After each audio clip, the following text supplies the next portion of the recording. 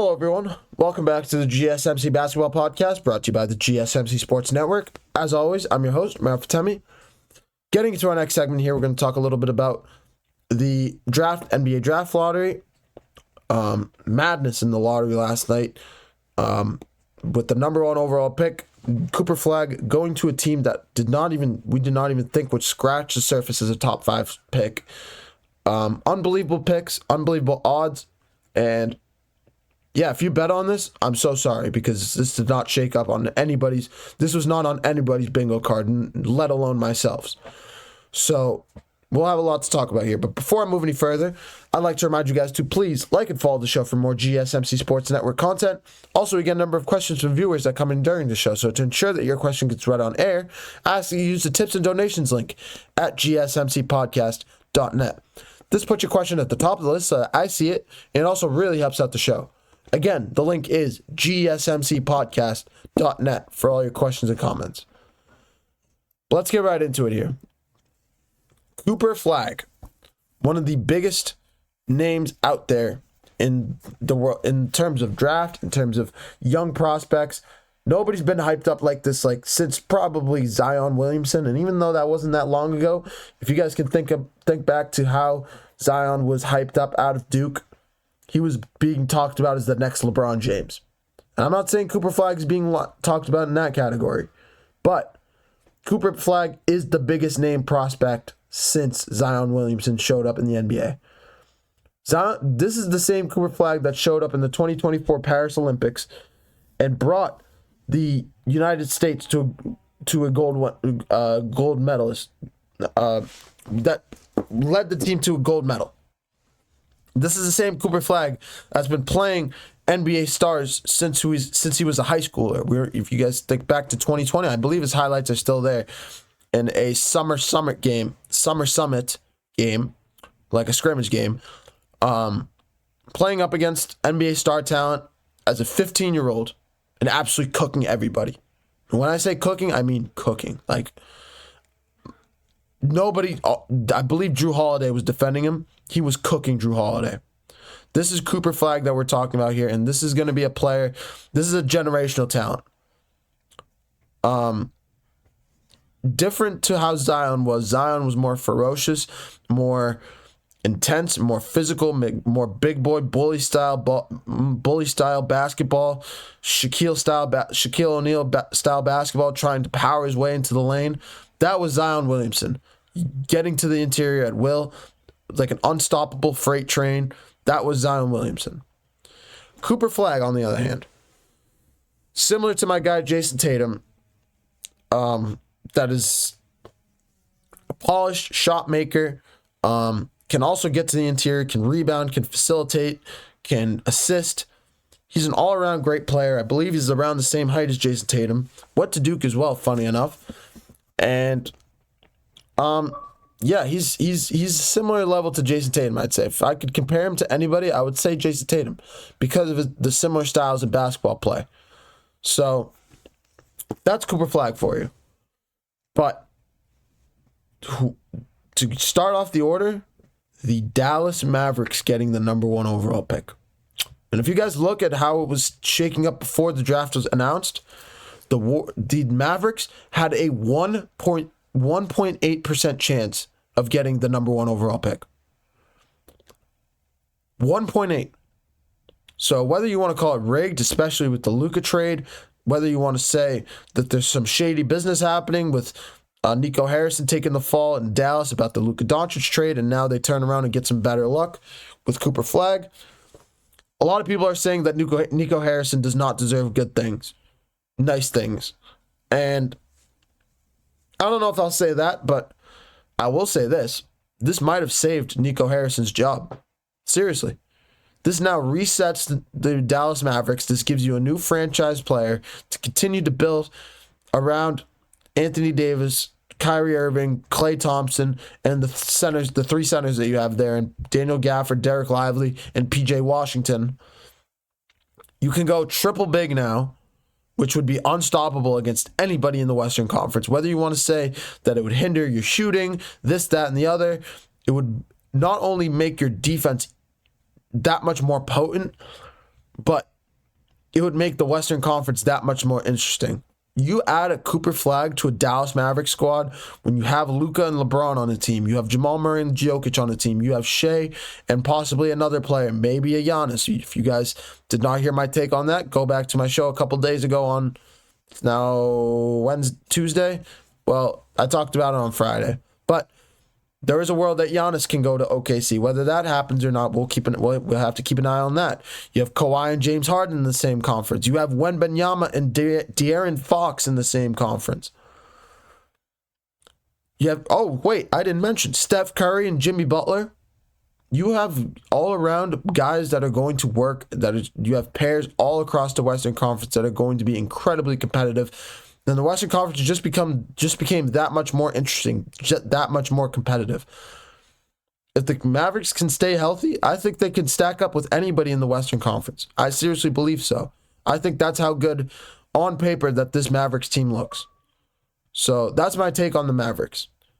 From there, we also had the San Antonio Spurs claim the number 2 overall pick.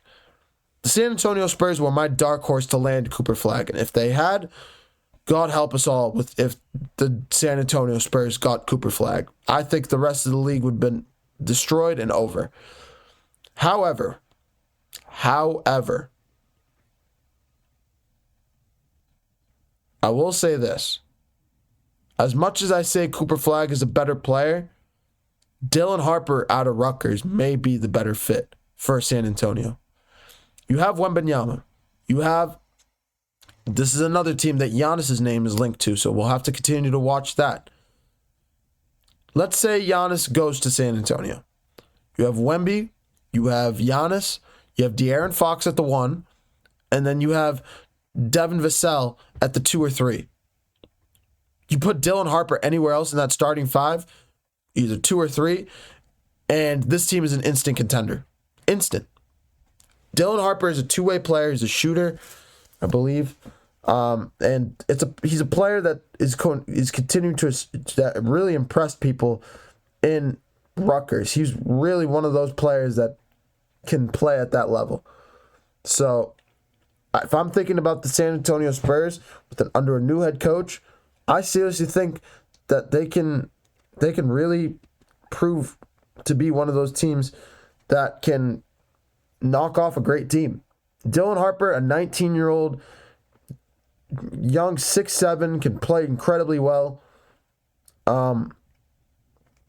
This is a player that is going to continue to show up and show out. And with the way he's able to shoot, the way he's able to rebound, the way he's able to assist, shooting 48% from the field last year at Rutgers. I'm just trying to figure out. I was looking at his stats really quick. I apologize for that. But Dylan Harper is one of those players that is going to continue to play at a high level. I really believe so. I really think that he is he's going to be a star talent. And the Spurs may have just gotten themselves the neck. I didn't even mention Steven Castle. Okay, so this team is even scarier then. Get Devin Vassell out of here and plug in Steven Castle, the rookie of the year. So this is what I mean when I say the Spurs and the Western Conference is continuing to heat up.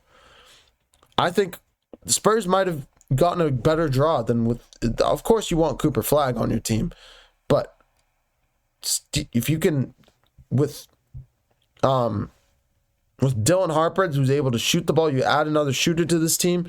I think it would really help as a 3-point threat. So we'll keep our eyes on that. But I like the Spurs with this pick. I really do. From there, we move to 3. We had the Philadelphia 76ers land the 3rd pick. It's going to be interesting to see who they draft. A team that's really been riddled with injuries all season long. Obviously, Joel Embiid. They signed Paul George to a massive contract extension. He was injured early on. It's going to be interesting to see what they end up doing with him. Tyrese Maxey injured early on. Jared McCain played phenomenal without their guys in the lineup, but Jared McCain also getting injured. But the Philadelphia 76ers have a squad. They really do. They have a great starting lineup. I just named it. If they want to put Jared McCain at the 2, that would be interesting. I don't think they would run the double point guard. They would probably run McCain off the bench to start at least the start of the season, but you put Maxey at the 1, you put whoever they draft. They should probably draft a shooter at the 2. You put Paul George at the 3 with somebody else at the 4, and then Joel Embiid at the 5. That's a great starting lineup right there. So I think the Sixers can be competitive next year as long as they continue to perform at a high level. I think they have the assets to do so. I think they have the talent to do so. But it all comes down to how they play. It all comes down to who they draft. And when I was first thinking about this, there was 2 guys that I was really thinking about. I think was he out of Houston? Who am I thinking of? Oh, I'm thinking of the big man out of Auburn, Johnny Broom. They should either draft Johnny Broom, that might be a crazy call, or you draft, I think, a Christian Youngblood out of Alabama. I'm not sure if Youngblood is going to be available in this year's draft, but those are the 2 guys that comes to mind in terms of just like quickly off the top of my head players that I think would really help the Sixers team. I think another big man to go along with Joel Embiid would really help him a lot. Take some of that load off of Joel Embiid. Give him more space, give him more patience to work with. So that's just my take on it. A power forward could really go a long way for the Sixers team. But that's 3. And to close it all out, I believe I don't want to say something and be wrong. I was right. Okay. I was going to say Utah that got the 4 pick, but I always forget. I always mix up either 4 or 5. It was Charlotte. Charlotte got the 4th pick. The Hornets, obviously, dealing with a lot of injuries with LaMelo Ball. Miles Bridges' contract being a big question mark in this offseason. Obviously, Mark Williams dealing with a lot, especially with the Los Angeles Lakers trade. The Lakers revoking that trade because of his physical. There's a lot of things happening behind the scenes in Charlotte right now. But I think this pick could be great for them. This is an NBA draft that is very deep. And I think if they can land, also similar to what I said about the Sixers, this is without Dallas.